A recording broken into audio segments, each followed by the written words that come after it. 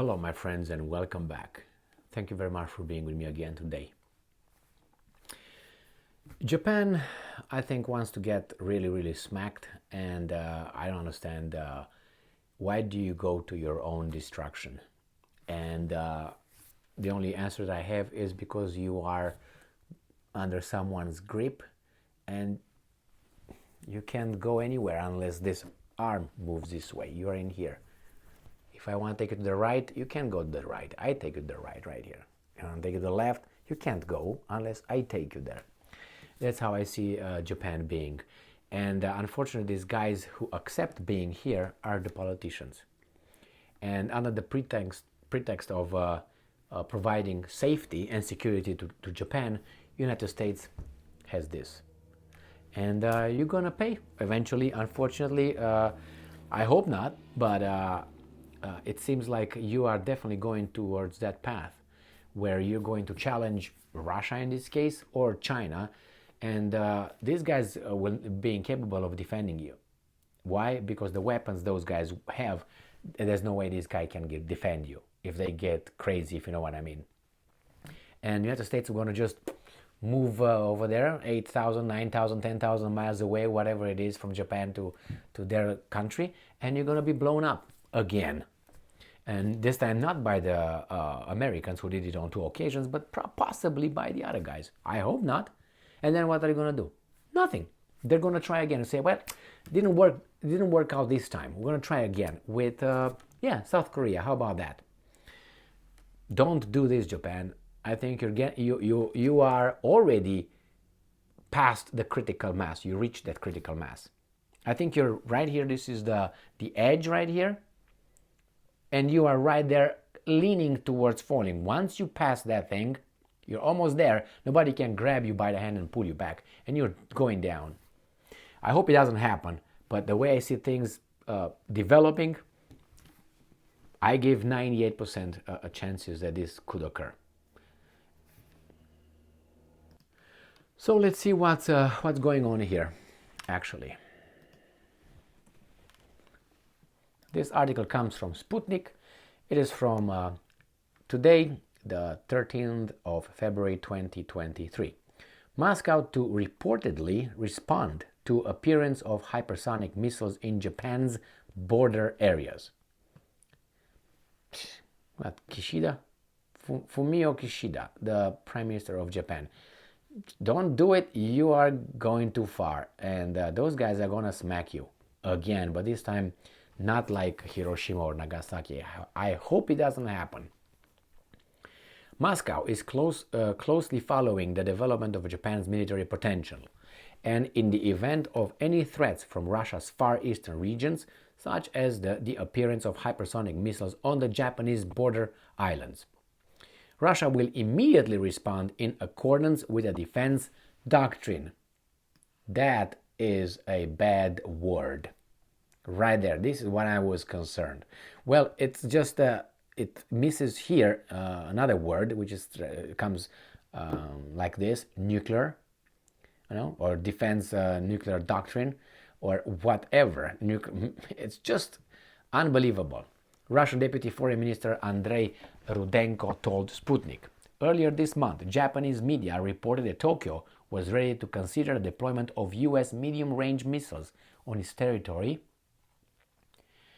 if Washington initiates official negotiations on this matter. Believe me, they've been waiting for it, or maybe Tokyo was ready already. It was like, oh, I'm going to just spread my legs. Hey, if you want to make some love, it's up to you. You're already ready right there.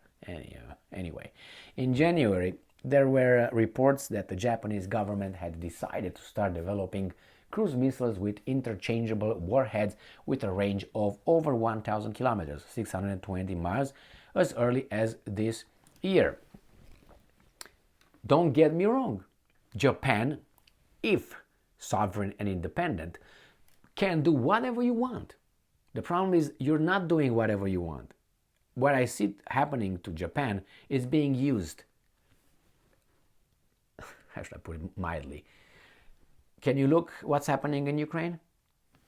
You have Ukraine attacked with no reason, unprovoked, by Russia, and Ukraine is helped 100% by the big country over there on the territory of Ukraine. Who has the most to lose here? Do you think Russia? If it collapses, but then it's you. It's a territory, the whole thing occurs. So you're going to be the territory where all this will occur, and I don't think either the Russians or the Chinese will have too much patience. But hey, I hope I'm wrong. But again, you can build whatever you want as an independent country. But you're not. That's what bothers me. You are independent, you are sovereign, but when you have a foreign military army on your territory and you don't have on their territory, for whatever reason, there's no reciprocity. When you get married or you get in a relationship, intimate relationship, it should be reciprocity right there. If it's not, that means one is subordinate to the other. That's not a relationship. That's a boss and a subordinate. And then you say, well, I would like to do this, I would like to do this. Shut your pie hole, because you're not independent, you're not free. Wait for these guys to tell you what to do. So that's why if Japan would be independent and sovereign, does whatever it wants, can buy how many missiles it wants from wherever. I'm not saying that the Russians will be happy about it, or the Chinese, or the North Koreans. But in this case, we know how the thing goes and who's your daddy. Let's put it this way, remember?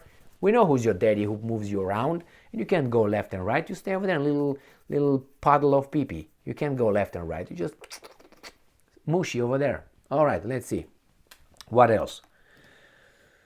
All right, we have this. Okay, and I'm quoting, indeed, recently Japan has sharply stepped up the modernization of its military potential, ramping up dangerous activities near the Russian borders, including conducting large-scale exercises jointly with the boss, United States, and other countries that have nothing to do in the area, like Canada, Australia, maybe New Zealand as well, which are thousands of miles away from their borders.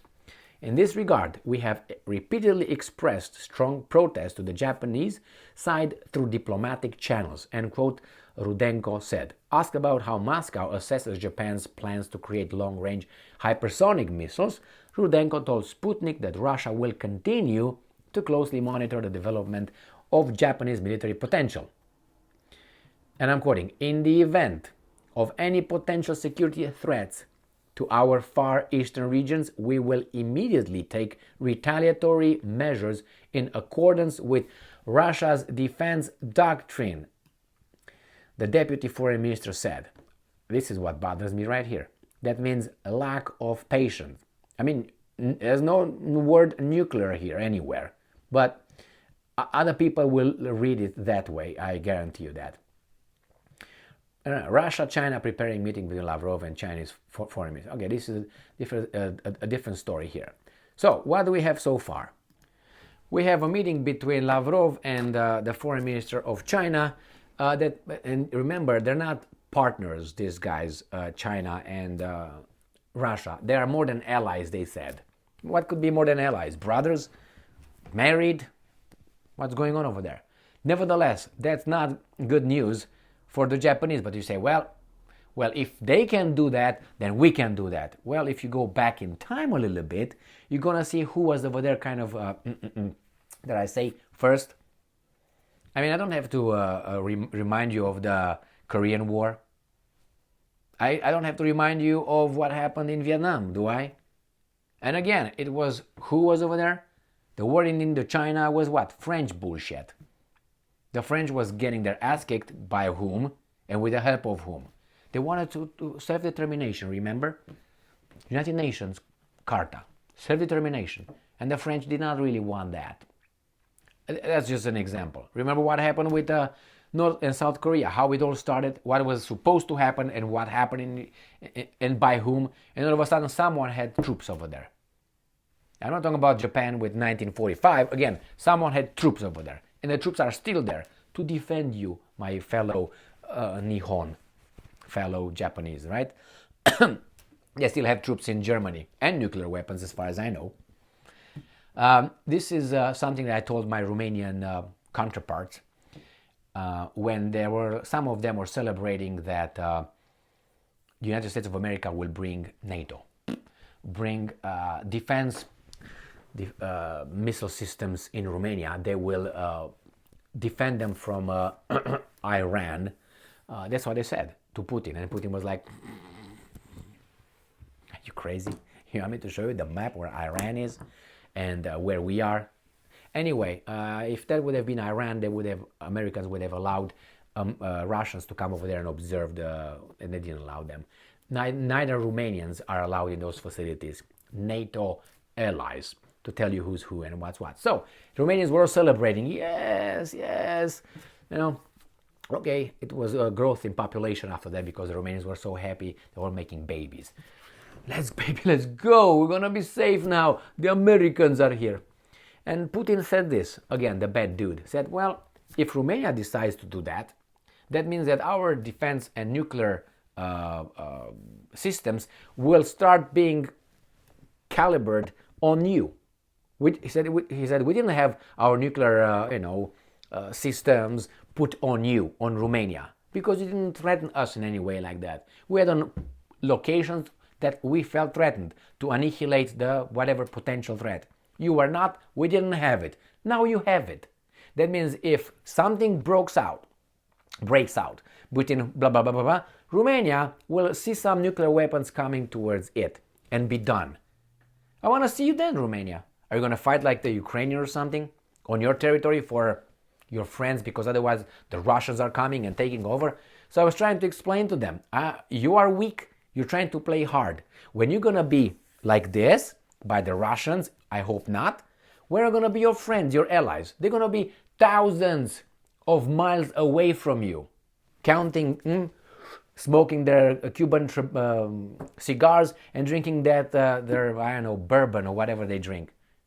Do you think they will give a rat's ass about you? They will say next, okay, let's see how we think strategically. What's next? Oh, Bulgaria. Let's move to Bulgaria. And Bulgaria was going to be the next one. If not Bulgaria, Poland. And then Czech Republic. And then Slovakia. And then they are always there. But you guys are going to be the guinea pig. So I hope it doesn't happen the same thing with Japan. The same thing. You do that, these guys are going to plant it on you.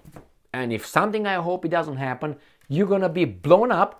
And the guys are going to be far away, safe and sound. And say, well, we're going to try now. Which one? I think we're going to try, how about South Korea? Yeah, okay. Move everything to South Korea now. And after South Korea is gone, what's going to be next? I don't know, Philippines? Be careful because it's getting crazy. And I don't know how much patience the Chinese have. And I know they are patient, but China also had some little problems from the past, and they're unsolved because, as you know, and from psychology, and not only that, an abused person will tend to abuse more than a person who was not abused. And I think China was abused in its history by the kind of West, and they didn't forget that, and they felt humiliated for many, many, many years. Because this big country is humiliated by what? By the Netherlands? You just look on the map, the Netherlands, you can't even find it. It's not even written, oh, that's Netherlands over there. I'm just giving you an example. They were the Portuguese. Did you look at Portugal? The Portuguese, the Dutch, the Germans, the French, the Americans, the Brits, the Spaniards, they're all in, remember? The Boxers rebellion and all that? The opium wars, remember all those things? Who was around there in those times? The Russians? I don't think so. You say, well, they couldn't. Well, they couldn't or not. It's not the same thing. These guys try to suck you dry, if you know what I mean. Anyway, thank you very much for being with me again today. Stay strong, stay smart, look for the truth, and be just.